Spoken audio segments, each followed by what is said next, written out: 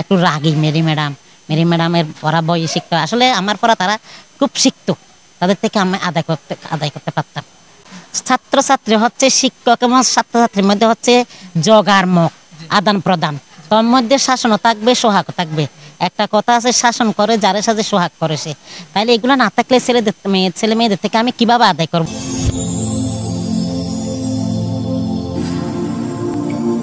দেখো বাঁশখালী, দৃশ্যমান বাঁশখালীর প্রতিচ্ছবি।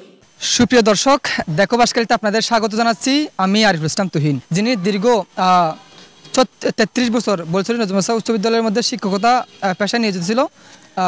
মেরি বিশ্বাসের সাথে আমরা আজকে ম্যাম সম্পর্কে অনেক অজানা তথ্য জানার চেষ্টা করব। ম্যাম, প্রথমে দেখো বাঁশখালীতে আপনাকে স্বাগত জানাচ্ছি। কেমন আছেন? আমি খুব ভালো আছি, ছেলে মেয়েদের দোয়া এবং আশীর্বাদে খুব ভালো আছি। ম্যাম, আমরা প্রথমে আপনার থেকে আপনার জন্ম এবং শৈশব সম্পর্কে জানতে চাচ্ছি। আমার জন্মটা হচ্ছে 1966 ইংরেজি 26শে সেপ্টেম্বরে। আমি গ্রামে বড় হয়েছি, গ্রামে হচ্ছে আমার সময়ও কাটিয়েছি। আমি লেখাপড়া করেছি গুজরা নিত্যানন্দ হাই স্কুল থেকে, এবং এইচএসসি পাস করেছি ওই আনোয়ারা কলেজ থেকে, এবং ডিগ্রি পাস করেছি আনোয়ারা কলেজ থেকে। 1992 সালে 10ই মে আমি এই স্কুলে শিক্ষকতা জীবনে অধ্যয়ন করলাম। 1998-97 সালে আমি বিএড ট্রেনিং কলেজ থেকে ট্রেনিং নিয়েছি, শিক্ষক প্রশিক্ষণ নিয়েছি। আমি আপনার শিক্ষকতা জীবন সম্পর্কে জানতে চাচ্ছি। আমার শিক্ষকতা জীবন আমার শিক্ষকতা জীবন বলতে আমি এই বাঁশখালীতে আমি অসংখ্য শিক্ষার্থীর ভালোবাসা পেয়েছি। বাঁশখালীতে আমার শ্বশুর বাড়িও নয়, নিজের বাড়িও নয়, তবে কিন্তু এই দেশের মানুষ যে আমাকে যেভাবে আলগিয়ে রাখছে, নিরাপত্তার সহিত রাখেছে, তার জন্য আমি সবার কাছে ঋণী। আর তাছাড়া আমার ছেলে মেয়েদেরকে নিয়ে আমি যে নিরাপত্তার সাথে এখানে ছিলাম, এবং মানুষেরা যেভাবে আমাকে সম্মানের সহিত রেখেছে, তার জন্য আমি সৃষ্টিকর্তার কাছে প্রার্থনা করি এভাবে যেন আমি থাকতে পারি। অন্যান্য পেশায় যাওয়ার সুযোগ থাকলে আপনি কেন শিক্ষকতা পেশায় আসছেন? আমি অন্যান্য পেশায় যাইনি, যে আমি শিক্ষকতাটাই আমি মহিলা হিসাবে আমি শিক্ষকতায় বেছে নিয়েছি। অন্যান্য পেশায় আমার যথেষ্ট সুযোগ ছিল, তবে কিন্তু অন্য পেশায় আমাকে আকৃষ্ট করতে পারে নাই। আমরা এখন জানতে চাইবো ক্লাসরুমের মেরি ম্যাডাম, যে ম্যাম ক্লাসে ঢুকলে সবাই একটা স্তব্ধ হয়ে যেত, এখন ক্লাসরুমের বাইরে মেরি ম্যাডাম সম্পর্কে জানতে চাচ্ছি। আসলে ছাত্রছাত্রী হচ্ছে শিক্ষক এবং ছাত্রছাত্রীর মধ্যে হচ্ছে জগার মুখ, আদান প্রদান, তোর মধ্যে শাসনও থাকবে, সোহাগও থাকবে। একটা কথা আছে, শাসন করে যারে সাথে সোহাগ করে সে। তাইলে এগুলো না থাকলে ছেলে মেয়েদের থেকে আমি কিভাবে আদায় করব? এই জন্য আমি বিভিন্ন পলিসি অ্যাপ্লাই করে তাদের থেকে নিতাম বলে তারা আমাকে বলতো যে একটু রাগী মেরি ম্যাডামের পড়া বই শিখতো, আসলে আমার পড়া তারা খুব শিখতো, তাদের থেকে আমি আদায় করতে পারতাম। ম্যাম, আজকে হচ্ছে 5 অক্টোবর শিক্ষক দিবস। এই শিক্ষক দিবস সম্পর্কে আপনার কিছু শিক্ষা জাতির মেরুদণ্ড, শিক্ষা হচ্ছে জাতির হাতিয়ার। ছেলেমেয়েরা যেন শিক্ষকের উপর ভরসা রাখতে পারে, শিক্ষকদের যেন সম্মান করে, মাতা পিতার পরে যেন শিক্ষকের স্থান। আমি মনে করি ছেলেমেয়েরা আদর্শমান শিক্ষককে যেন সম্মান করে, এটাই হচ্ছে আমার টাইম। বর্তমানে অনেক আপনার শিক্ষার্থী বিভিন্ন স্থানে গিয়ে প্রতিষ্ঠিত, তাদের উদ্দেশ্যে কিছু বলার আছে কিনা?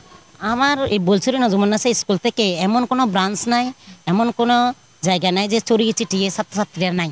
যেখানে যায় না কেন সেখানে আমি আমার ছাত্রছাত্রীকে দেখা পাই।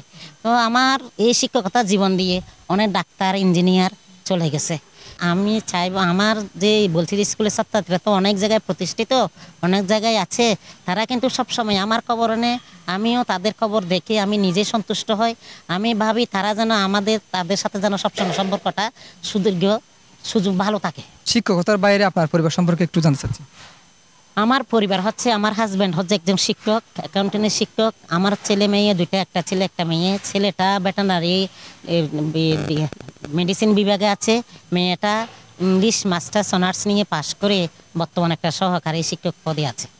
আমার মেয়ের জামাইটাও ইঞ্জিনিয়ার। ম্যাম, আমরা যতটুকু জানি আপনার শিক্ষকতার অর্থাৎ কর্মজীবন শুরু হয়েছে এই বলছিলেন জন্য উচ্চ বিদ্যালয় দিয়ে, এখন আবার আগামী 2026 সালের মধ্যে এখান থেকে শেষ হবে বলে আমরা যতটুকু জানছি। ম্যাম, আপনার শুরু এবং শেষ এখান থেকে শুরু, অনেক স্মৃতি এখানে জড়িয়ে আছে বলছিল স্কুল নিয়ে, অনেক শিক্ষার্থী নিয়ে স্মৃতি জড়িয়ে আছে, শিক্ষকদের নিয়ে জড়িয়ে আছে। আমরা সেই থেকে আপনার দীর্ঘ 33 বছর শিক্ষকতা জীবনের সবচেয়ে মধুর স্মৃতি আমাদেরকে একটু শেয়ার করবেন। মধুর স্মৃতি বলতে আমার এই স্মৃতিটা বেশি বারবার মনে পড়ে। একবার এক ছেলে বিপদে পড়ে দৌড়াচ্ছে, এমন সময় সে পায়ে ধরে যে আমাকে সালাম করছে, সেটা বলার মতো নয়।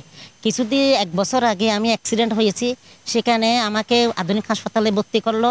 সেখানে অনেক ছাত্রছাত্রী, তাদের থেকে যে এই ধরনের ভালোবাসা পাবো আমি কল্পনাও করতে পারি নাই।